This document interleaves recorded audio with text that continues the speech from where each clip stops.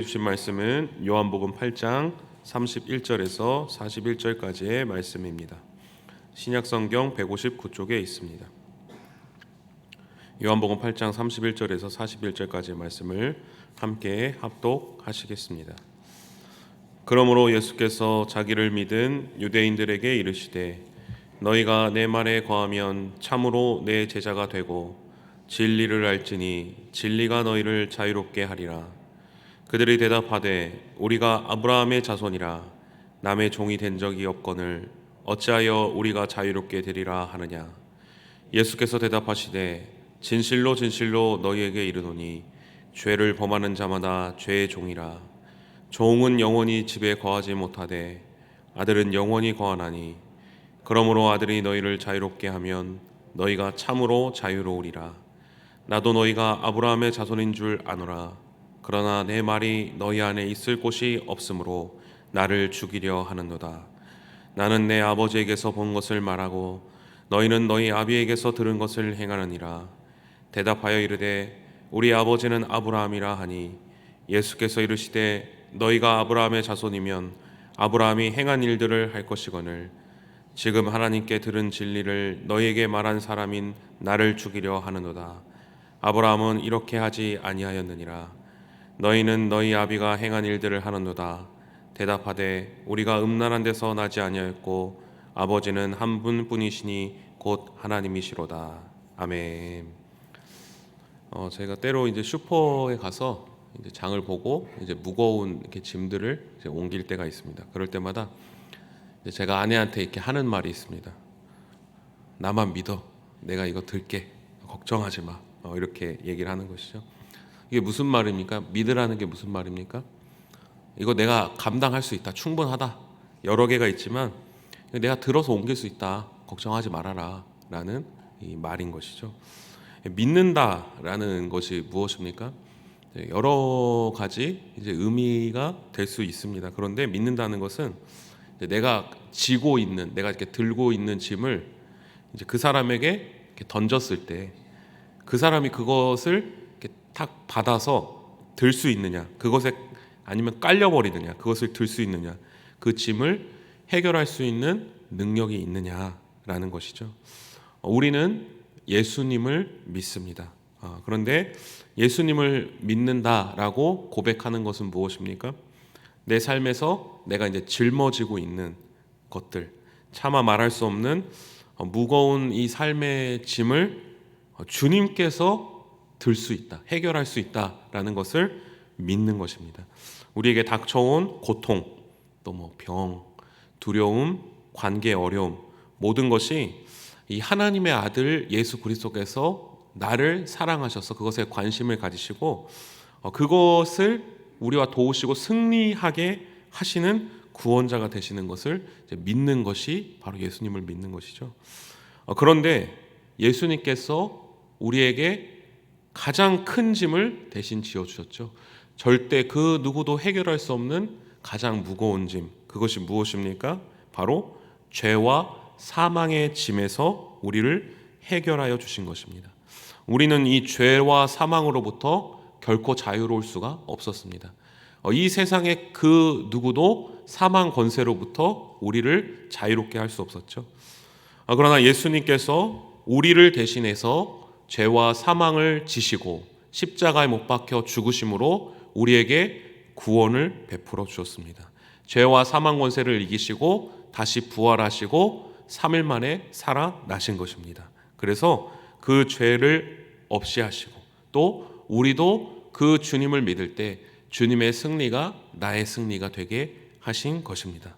원래 우리는 이 목줄이 채워진 강아지처럼 그 강아지가 주인의 손에 끌려가듯이 죄의 목줄이 채워져 사망과 죽음으로 끌려가는 인생이었던 것입니다. 그런데 이러한 우리에게 예수님이 찾아오셔서 그 죄의 줄을 끊어내시고 우리로 하여금 영원한 생명으로 초청하여 주시고 인도하여 주신 것입니다. 그래서 우리는 어떠한 상황이 오더라도 우리의 생명이 영원한 천국에 들어갔음을 믿기 때문에 예수 그리스도의 은혜와 사랑으로 하나님의 생명으로 들어간 것을 믿기 때문에 하나님을 찬양하고 하나님을 예배하고 하나님께 기도하며 살아갈 수 있는 것입니다. 그런데 때로는 우리가 예수님을 이렇게 믿는다라고 말하지만 이 예수님에 대해서 오해할 때가 있다라는 것입니다. 그 오해는 무엇입니까? 바로 오늘 말씀에 유대인들이 예수님께 했던 오해였던 것이죠. 우리 31절의 말씀을 같이 한번 함께 봉독하시겠습니다. 그러므로 예수께서 자기를 믿는 유대인들에게 이르시되 너희가 내 말에 거하면 참으로 내 제자가 되고. 아멘. 화장실이 혹시 급해 보셨던 적 다들 한 번씩은 있으셨을 것입니다. 화장실이 급한 사람에게 구원은 무엇입니까? 그 사람에게 돈 10만 원을 딱 준다고 하면 어떻겠습니까? 그 10만 원에 10만 원 갑자기 돈이 생겼다라는 그 기쁨 때문에 아주 잠깐 이 급한 게 잊어버려질지도 모르겠습니다. 그러나 언젠가는 반드시 화장실을 가야 하는 거죠. 아니면 누군가가 그 사람에게 아주 진수성찬을 딱 차려주었다 하면 어떻겠습니까? 잠깐 맛있게 먹을 수 있을지는 모르겠습니다. 그러나 빨리 어쨌든 화장실에 가야지 해결이 되는 것입니다.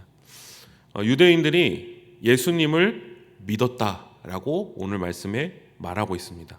그런데 예수님을 어떻게 믿었느냐, 예수님을 어떤 방식으로 믿었느냐, 오늘 말씀은 이야기하고 있지는 않습니다. 그런데 예수님께서 그 유대인들을 대하여서 너희가 진리 안에 거해야 된다, 너희가 제대로 나를 믿어야 한다라고 다시 이야기하는 것입니다. 유대인들은 예수님의 표적을 보고 또 말씀을 듣고 그들이 항상 기다려왔던 그리스도가 바로 저 예수님이시다라는 것을 믿었다는 것입니다. 그런데 그들이 생각한 그리스도는 무엇이었습니까? 지금 현재 로마의 압제를 받고 살아가면서 이스라엘 백성들의 힘이 많이 약해진 상황이었습니다. 그래서 그 당시에 다시 강력한 다윗 왕과 같은 왕이 등장하여서 군사적으로, 정치적으로, 경제적으로 옛 이스라엘의 영광을 다시 찾아주고 다시 그들을 이스라엘이 다시 높게 세워질 그 왕을 그들이 기다린 것입니다. 그들의 소망은 바로 자신들의 나라를 로마의 압제부터 벗어나고 새로운 나라를 만들어줄 그리스도를 찾은 것이죠. 그런데 그들이 예수님의 행적을 보고 표적을 보고 또 말씀을 듣고 예수님이라면 그러한 힘과 능력이 있지 않을까, 우리로 하여금 다시 그렇게 이스라엘을 일으켜 세워줄 힘이 있지 않을까라고 생각을 하게 된 것입니다. 예수님은 그럴 힘이 충분히 있으신 분이셨습니다. 그러한 힘과 능력이 있으셨습니다. 예수님께서 그런데 이스라엘 왕이 되셔서 다윗과도 같은 왕을 세우고 또 승리를 경험하고 이스라엘이 로마를 이기고 승리하더라도 궁극적으로 그런데 무엇이 해결되지 않습니까? 이스라엘이 로마로부터 자유롭게 될지는 모르겠습니다. 그러나 여전히 이스라엘은 무엇에 끌려가는 신세가 됩니까? 바로 죄와 사망으로부터 끌려가는 인생이 되는 것입니다. 배가 아픈 사람이 잠깐 내게 돈을 10만 원 주더라도 내게 진정한 문제가 해결되지 않는 이상 문제가 있는 것입니다. 이스라엘 백성들이 예수 그리스도를 그리스도 자신의 이스라엘 왕국을 로마로부터 자유를 줄 왕으로 보더라도 그들이 예수님이 그렇게 하더라도 죄와 사망으로부터 끌려가는 문제가 해결되지 않았다는 것입니다. 예수 그리스도는 이 땅에 우리의 소망을 위해서 오신 것이 아니라 우리를 죄에서 끊어내고 사망으로부터 생명으로 옮기시기 위해 이 땅에 오셨다라는 것입니다. 그러나 유대인들은 그것을 착각하고 예수님의 능력만을 바라보고 나의 삶의 문제를 해결해 주실 분으로 오해하여 믿었다라는 것입니다. 우리는 예수님을 믿는 것을 무엇으로 생각하고 있습니까? 나의 삶에서 나를 묶은 것들, 나를 두렵게 하는 것들로부터의 자유를 최우선적으로 생각하고 있지는 않습니까? 그러나 예수님께서 바로 우리에게 오신 이유는 우리의 가장 큰 문제, 우리의 생명을 죽이는 죄와 사망의 문제를 해결하시기 위하여서 이 땅에 오셨다라는 것입니다. 우리는 그 사실을 최우선적으로 믿는 자들입니다. 즉 오늘 말씀의 유대인들은 예수님의 의도와 목적과 다르게 내 생각과 나를 위한 해결책으로 예수님을 믿었다라는 것입니다. 그런데 예수님께서 그들에게 무엇이라고 말씀하십니까? 너희가 내 말씀에 거하여야지만이 너희가 진정한 내 제자가 되리라 라고 말씀하십니다. 그렇다면 예수님의 말씀은 무엇입니까? 우리 32절의 말씀을 함께 봉독하시겠습니다. 진리를 알지니 이렇게 하리라. 아멘. 진리란 무엇입니까? 진리는 이렇게 말 자체를 보면 좀 되게 어렵게 느껴집니다. 그런데 진리는 사실 아주 간단한 것입니다. 바로 지금 여기 강대상이 있습니다. 이 강대상을 보고 이게 강대상이다 라고 하는 것이 진리입니다. 책상이 있습니다. 그 책상을 보고 이건 책상이다 라고 하는 것이 진리인 것입니다. 거짓된 진리는 무엇입니까? 책상을 보고 이건 의자다 라고 하는 것이 거짓된 것이죠. 이 강대상을 보고 이건 식탁이다 라고 하는 것이 비진리인 것입니다. 지금 유대인들은 진리를 왜곡하여 알고 있는 것입니다. 죄와 사망 권세를 끊고 이 땅에 참된 자유를 주시기 위해서 이 땅에 오신 예수님을 오해한 것이죠. 예수님을 예수님으로 믿지 않고 자신이 생각하고 자신이 바라는 새로운 예수님을 만들어내고 그 바라는 예수님을 자신이 바라는 예수님을 지금의 예수님으로 끼워 맞추려고 하는 것, 그 예수님을 믿게 한 것, 그것이 바로 비진리였던 것입니다. 예수님을 올바르게 믿는 것이 아니었던 것입니다. 예수님의 제자가 아니었던 것이죠. 이렇게 예수님을 올바르게 믿지 못할 때 어떤 일이 벌어집니까? 우리 37절의 말씀을 같이 한번 함께 봉독하시겠습니다. 나도 너희가 아브라함의 자손인 줄 아노라. 그러나 내 말이 너희 안에 있을 곳이 없으므로 나를 죽이려 하는도다. 아멘. 제가 신학생 때 이제 수업 때 그 어떤 한 교수님께서 시골에서 목회하실 때 경험담을 이렇게 이야기해 주셨습니다. 이제 설교 때 예수님을 믿으면 저 산을 들어 이리로 옮겨라 할지라도 그 산이 순종한다라는 이 설교를 하신 것이죠. 그런데 어떤 이제 한 할머니께서 참 이제 믿음이 좋으셨던 것이죠. 다음 날 아침 이제 일찍 찾아와서 막 씩씩거리면서 막 문을 쾅쾅쾅 두드렸다고 합니다. 그러더니 목사님, 하나님 믿으면 믿음대로 된다면서요. 산이 옮겨진다면서요. 제가 어저께 앞마당에 있는 감나무를 뒷마당으로 옮겨 심어달라고 기도했는데 오늘 아침에 보니까 여전히 앞마당에 있는데요. 이렇게 화를 냈다고 합니다. 저 교회 안 나갑니다. 거짓말 아니에요. 이렇게 말을 했다는 것이죠. 웃긴 해프닝인데요. 하나님께서 감나무를 뒷마당으로 옮길 능력이 없으시지 않으시죠. 그러나 하나님은 이 땅에 그러한 목적으로 오신 분이 아니신 것입니다. 그런데 우리는 하나님을 오해하게 된다는 것이죠. 예수님을 오해하게 된다는 것이죠. 예수님을 오해할 때 무슨 일이 벌어집니까? 오늘 예수님을 예수님으로 믿지 못하는 유대인들을 향해 예수님이 뭐라고 하십니까? 너희가 나를 죽이려 하는도다. 이렇게 말씀하십니다. 죄와 사망으로부터 우리를 구원하실 그 예수님을 나의 예수님으로 믿고 바라보지 못하고 내가 생각하는 예수님을 바라보고 믿고 살아갈 때 우리는 어떻게 합니까? 예수님을 죽이려 한다라는 것입니다.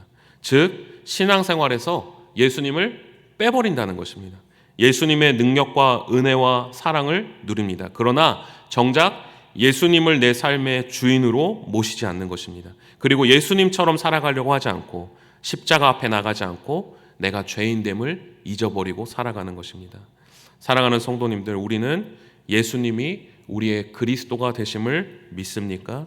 그런데 우리는 어떻게 우리의 삶의 그리스도가 되어주셨습니까? 그것은 바로 영원한 저주와 형벌을 죄로 말미암아 우리가 받았어야 했지만 우리를 대신하여 십자가를 지심으로 우리의 죄의 사슬을 끊어주시고 생명으로 우리를 인도하여 주시는 그 예수님을 우리가 믿고 따라가는 것입니다. 그 믿음을 가질 때 때로는 우리의 삶에 우리가 이해하지 못하는 어려움과 역경이 찾아오더라도 우리에게 죄와 사망의 사슬이 끊어졌다는 것을 우리가 알고 믿기 때문에 저 천국을 소망하며 예수님을 닮아가며 예수님을 따라 살아가는 것입니다.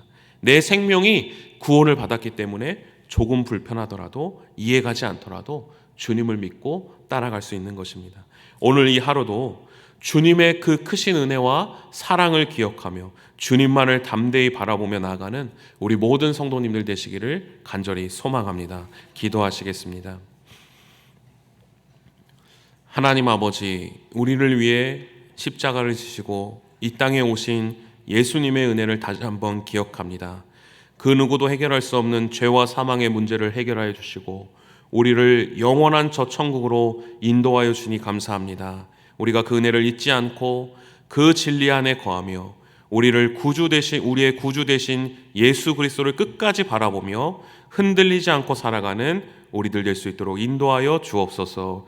예수 그리스도의 이름으로 기도합니다. 아멘. 다 함께 주님께서 가르쳐준 기도하겠습니다.